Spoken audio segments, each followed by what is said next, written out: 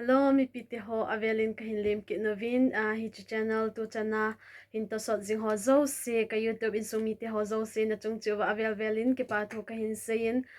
tu ka la chu ka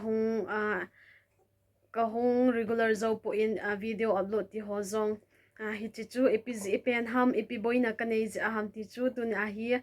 kahin vet sa deu a hi in hi chi video hi sem ka ngalal mama hin azi chu kumbula pa na ihong boy na khat nis tu ni hi date 15 a hitain hlake ati mai hi chi a he ka hong boy a hi in hi chi chu ipi ham ti jong chu in a vet dingu a hi lo le ipi zia tu kala a video pha cha ka hin sem thailo ham ti jong chu in a vet dingu a hitain tu kala chu video ho jong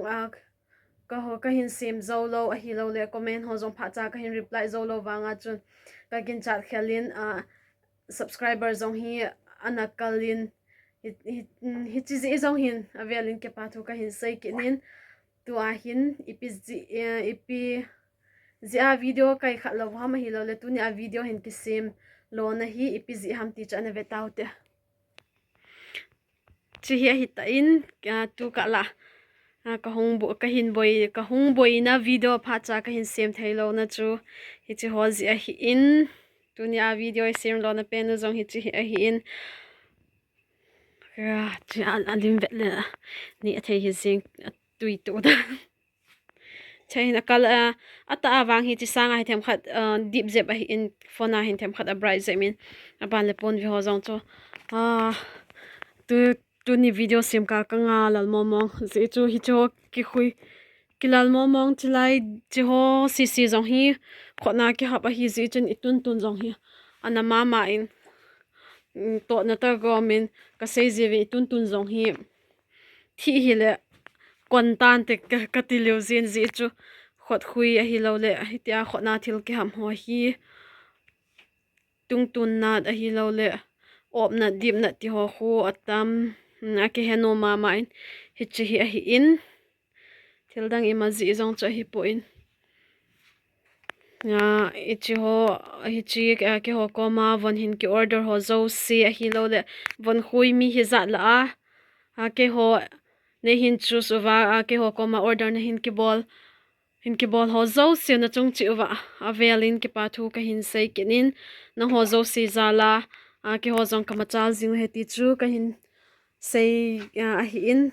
khana zong ka hin va sa deu hin ewanga chu hi chi hi piece 25 somni langa ham somni lali ham cha ka he exact ka he ta po in hi chi a hin azem hi achom a hin azoting khana chi zong hi ka sei bang chun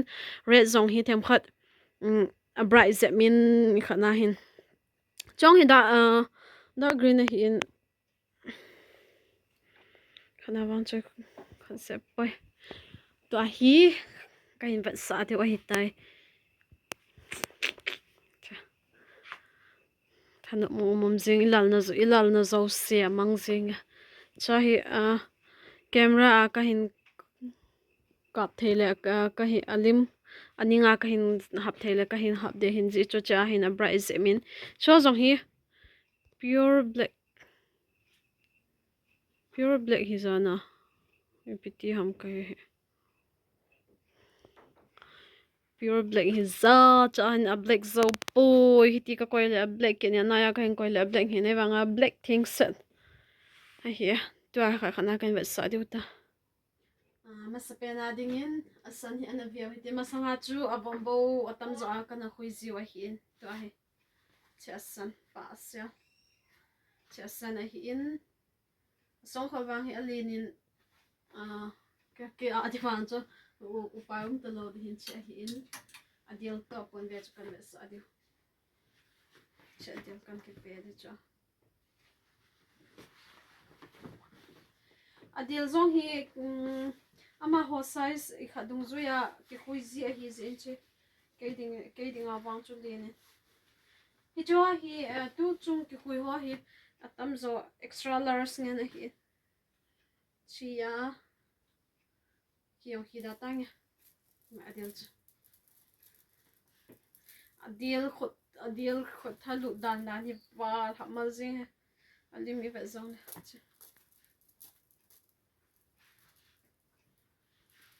in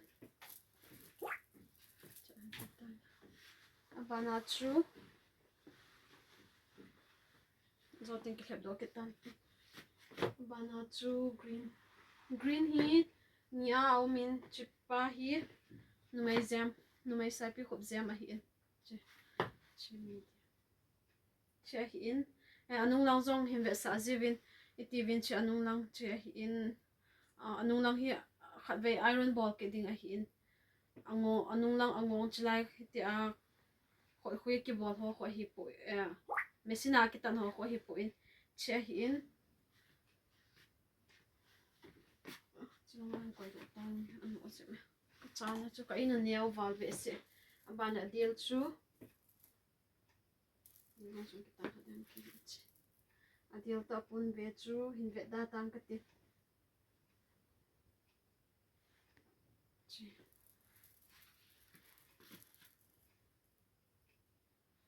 che hi in Arbona chu a design ho chu ki bang a hin a zem to a color ki khial ki khi cho hi in chi a hi in abana chu pasala green color mama a hi in pasala chi pasal zem ka inu hi hong khon zong se zivin na inu neo to iti thil nai kha ziu ham ativin iti za hi chop bel bula ka him bol ziu hi nei ne he thimu bin lang background ho zong ho chap zeng zi a hi a ong ka him bol zi za chu chi a hi in af song khol chu chi song khol chu chi a hi in ke ai khala phadi hi ai wanga ni wang ke ada tang ka te che hi in a song khol bana chu yellow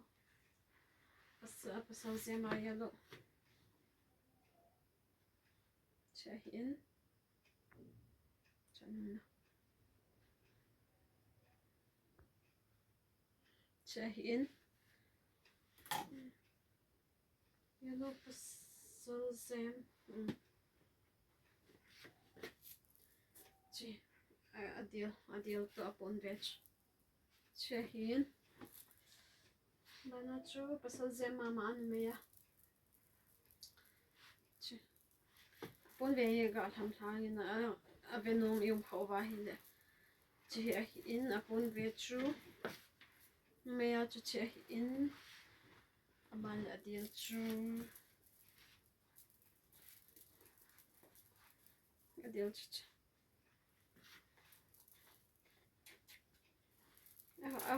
a color ke a yellow te hin ke matching ho bana so it in chi pasal no meze chi exala hin a design ke het he be po bana hi masai ve zingu kana ve sa zingu cho hi in chi pasal che hi in chanung lang anung lang ai ha do ziwin anung lang zong hin ve son ti ziwin che hi in ka sei banga chu chila hi asunga khona ki khui hi in chilai pa hi mesina abang bang khu chilai hi mesina ki ta dom jin cho cho hi pu in chi abona khot khuya ka bo zu chi in adil lang chu imu chim mai the wi tan chi adil chu chi hi in sa pa chu chi hi bande tu chunga hi me azem pa chu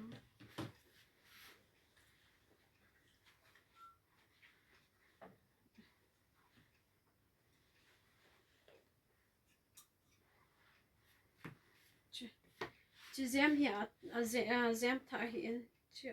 size wang cho ki sun pon size is an chi azem atha ka khui hin khamta zem khamtang ka te sai pi khup zem no me ya kha pa khu ti le masa ka khui ho chu chi ai pon chi zem tha ve mo mo ka lo a hi in apon ve chu aban le ka sai nom kha chu chỉ pon về ho hi ki print ho ham ipiti ham ti ha do the ovin ke hong chu video zo se chung ka site en azar kha sa ho chu in a chimai theu a hin cho hi ki print ho hi po in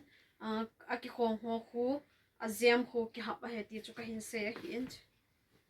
che hin ban la deal sil chu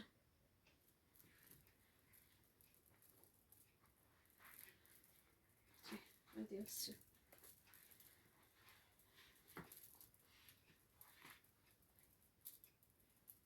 chulai hi iting bong go zeng ka gu x-ray ke la khola na kon mai ti ta kan na agu ti wang pi ti ka tun tun go hi ban la chi wang hi kyong kamit ala amom mang hi azem hi avom dang ho sanga chu ki hi hi chu color hi ve le vot tha zeng kan ke ve de e wang a size alien hi ke nyau to ti na ba ke hi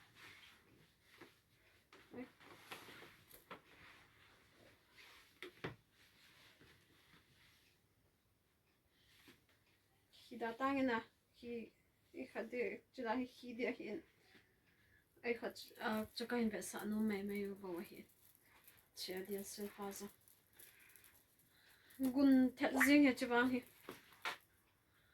ada ho sang kam ka te ka chu ka dei mong mong ya zem